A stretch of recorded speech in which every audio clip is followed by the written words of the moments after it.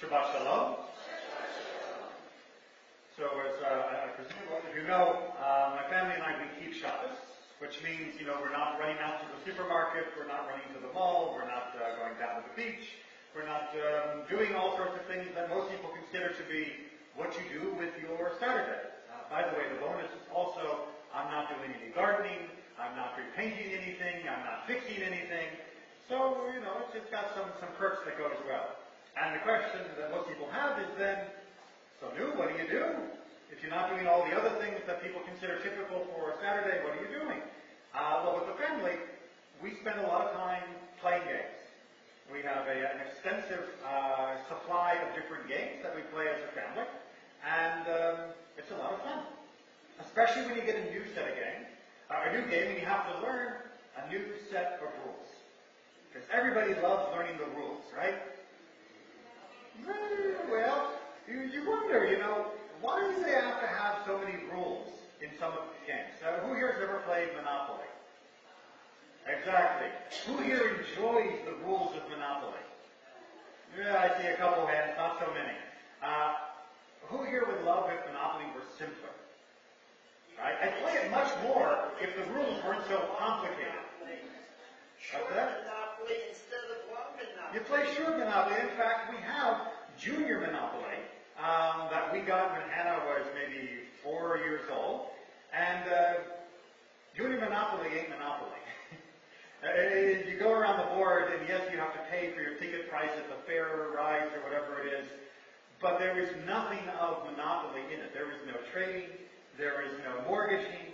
There is no bankrupting someone else. It doesn't have the flavor of Monopoly. And the reason it doesn't have the flavor of the Monopoly has nothing to do with the pieces on the board. It has to do with the rules. The rules of Monopoly were designed, just like every other game, to achieve certain results. What are the rules of Monopoly trying to achieve? Well, but a particular type of wealth, property wealth, which will then lead to Finance is 101, right? But what is the end game of Monopoly? Remember, this is to get everyone else's money. And how do you get everyone else's money? By owning property and having more property to get more money. And with more money, you can buy more property, and then you can get more money, and then you can buy more. That's the whole point of monopoly, right? The more you have, the more you can squeeze from other people, right? That's why when you have 3 of one color, you get to double your rents. Right?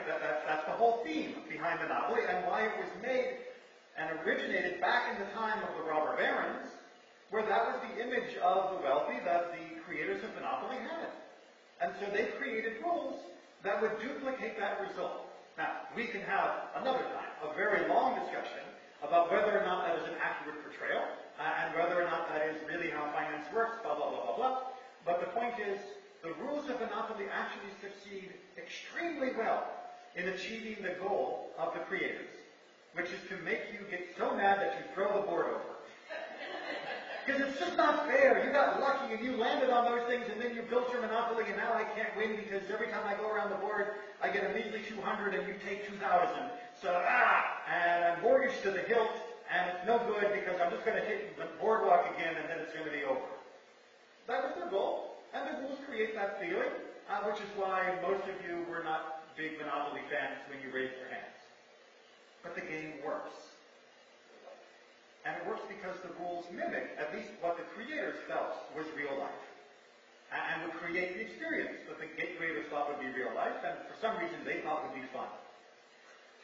Which is maybe the second part of the rules, that Monopoly doesn't achieve the way the most of us would like. Most of us, when we want to play a game, in addition to having an accurate or challenging or engaging experience, which you need rules that create those conflicts and issues that have to be resolved and overcome, we also want to have fun.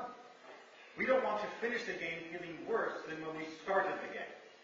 If we wanted to feel worse, we could sit in the corner and hit ourselves with a brick. And you don't need rules for that.